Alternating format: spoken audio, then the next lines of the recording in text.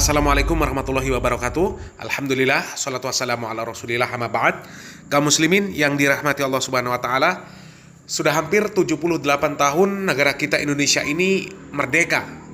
Merdeka dari penjajah. Dan kemerdekaan bangsa Indonesia ini tidak bisa dilepaskan dari jasa rakyat Indonesia. Dan khususnya kaum muslimin yang mereka memiliki rasa nasionalisme yang cukup tinggi. Begitu juga dengan jasa para ulama yang tentu tidak bisa kita kesampingkan. Ada Pangeran Diponegoro dari Jawa Tengah, atau yang dikenal juga dengan nama Abdul Hamid Amirul Mukminin Sayyidin Panatagama Khalifatullah. Ada juga Tuanku Imam Bonjol, ada Tengku Umar, ada Tengku Cik Ditiro, Cut Nyakdin, Cut Mutia, ada Sultan Ternate, ada Kiai Wasid, Kiai Ismail dari Cirebon, ada Kiai Hashim Asy'ari. Dan masih banyak lagi yang tidak bisa kita sebutkan, karena begitu banyaknya para ulama yang ikut andil di dalam kemerdekaan negara kita Indonesia ini. Mereka berjuang melawan kolonial Belanda sampai titik darah penghabisan mereka.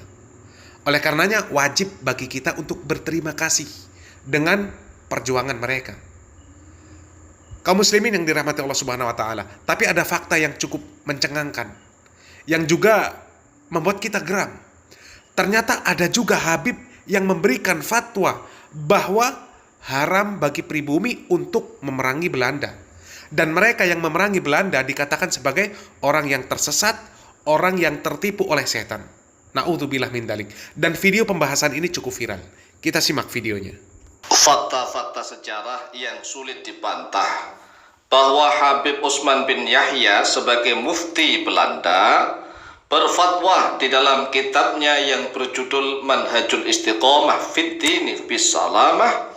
Isi fatwanya adalah setiap pribumi diharamkan untuk berjihad melawan pemerintah Belanda.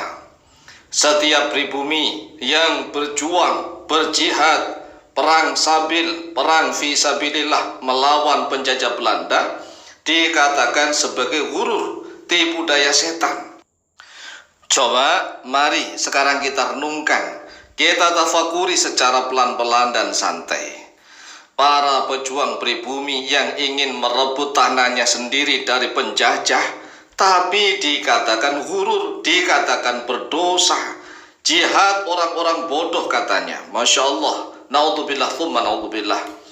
Padahal tatkala Belanda baru-baru awal mendirikan kongsi di Batavia, seorang sultan besar, Sultan Agung Mataram. Sultan Agung Mataram nih kan seorang raja besar, sudah mengirimkan pasukan untuk menggempur Belanda di Batavia. Bayangkan nih, Sultan Agung Mataram ini kan Jawa Tengah, Jogja. Perjalanan kaki sangat jauh demi tanah air dan bangsa, rela berkorban menuju Batavia. Walaupun toh kalah, tetapi ini semangat perjuangan untuk merebut tanah kita sendiri. Kemudian Sultan Agung Mataram mengirimkan pasukan lagi, tapi juga kalah.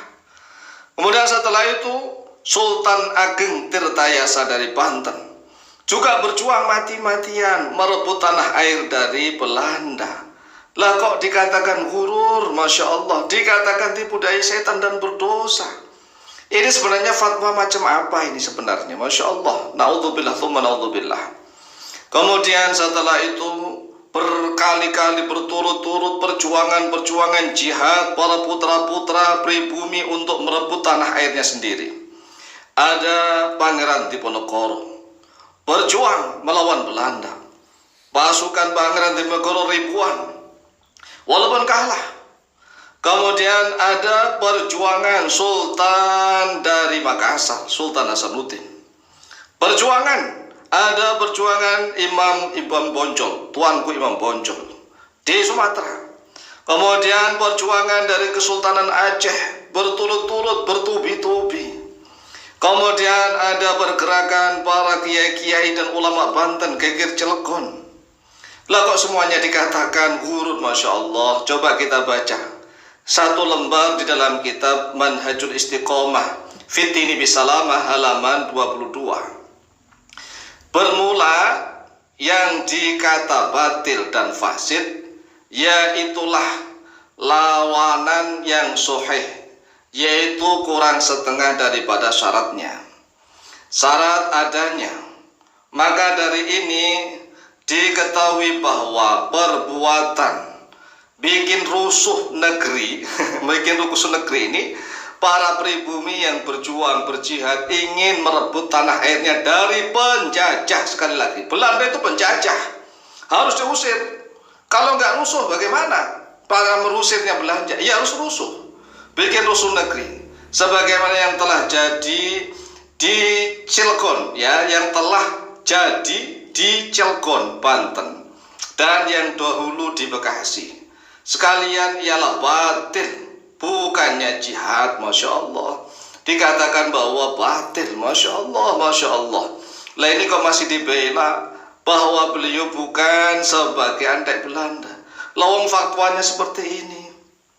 Para jawara Batavia yang ada di Tambun, Bekasi itu berjuang, ya. Lihat bagaimana para jawara di Tambun, Bekasi ingin merebut tanahnya sendiri dari para penjajah. Dikatakan batil, batil, bukan jihad. Masya Allah. Ini pernyataan seperti ini sebenarnya antek Belanda atau tidak? Lalu bagaimana kalau kita menjelaskan ini bukan antek Belanda? Lalu bagaimana sih? Lawang sudah dari pemerintahan yang sah, yaitu Sultan Agung Mataram, sudah menggempur Belanda berkali-kali, ya. Kemudian Sultan Ageng Tirtayasa Banten juga menggempur Belanda. Kemudian Sultan Hasanuddin dari Makassar, ini kesultanan-kesultanan semua, ini negara-negara yang sah, menggempur Belanda. Kemudian Kesultanan Aceh menggempur Belanda. Kemudian Perang Padri, ya. Kemudian sampai Geger Cilegon di Bekasi, walaupun toh sudah kesultanan nggak ada, ya terpaksa nih, terpaksa orang-orang pemuka agama, para kiai dan ulama bersatu untuk mengusir Belanda sesuai dengan kemampuannya. Lah kok dikatakan sebagai perusuh negeri, Masya Allah, dan tidak jihad tetapi berdosa. Masya Allah. Ini sebenarnya fatwa model apa? Fatwa yang ingin strategi ataukah memang benar-benar menjadi anteknya Belanda, menjadi jongosnya Belanda? Kalau seandainya strategi, ya tidak harus berfatwa seperti ini. Masya Allah. Sebagaimana Teuku Umar dari Aceh, itu pura-pura masuk ke dalam tentaranya Belanda, tetapi ingin mempelajari strategi cara memakai senjata, strategi perang. Setelah itu Teuku Umar dari Aceh keluar karena memang strategi memimpin pasukan Aceh menggempur Belanda. Lah kalau ini, Masya Allah, Masya Allah, sudah berkali-kali pasukan pribumi, ya. Kalau seandainya mau mengatakan bahwa perang Pangeran Diponegoro itu tidak sah, misalnya disebut sebagai perusuh negeri, ya, disatakan sebagai berdosa dan ghurur, Masya Allah, berapa ratus ribu, ya, para ulama yang mendukung gerakan pasukan Pangeran Diponegoro, kemudian pasukan Perang Padri, pasukan para ulama-ulama Nusantara yang ingin membebaskan negeri dari penjajah Belanda. Kaum muslimin yang dirahmati Allah Subhanahu wa taala, kitab yang kita tampilkan tersebut adalah kitab Manhajul Istiqomah Fiddin Bisalamah, yang artinya manhaj atau metode yang lurus, yang benar di dalam beragama Islam. Kitab tersebut karangan Mufti Besar Batavia yang dikenal juga sebagai Mahaguru para ulama Batavia pada zamannya. Beliau bernama Sayyid Utsman bin Abdullah bin Aqil bin Yahya, atau yang dikenal dengan panggilan Sayyid Utsman Batavia. Dan kitab tersebut ditulis di dalam aksara Arab, akan tetapi berbahasa Indonesia. Dan memang yang cukup mengejutkan, di dalam kitab tersebut terdapat fatwa yang cukup aneh. Bagaimana sikap dan pandangan Sayyid Utsman, pengarang kitab tersebut, yang menentang gerakan revolusi petani di Cilegon, Banten yang terjadi pada tahun 1888 Masehi, yang mereka ini melawan kebijakan kolonial Belanda. Di dalam kitab tersebut dituliskan bahwa perbuatan bikin rusuh negeri sebagaimana yang telah terjadi di Cilegon, Banten, dan yang dahulu di Bekasi sekalian itu batil, bukannya jihad.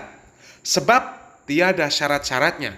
Malahan perbuatan begitu rupa melanggar agama dengan menjatuhkan beberapa banyak darurat pada orang-orang. Dan memang ini adalah fatwa yang cukup aneh, dan bisa jadi ini adalah fatwa pesanan.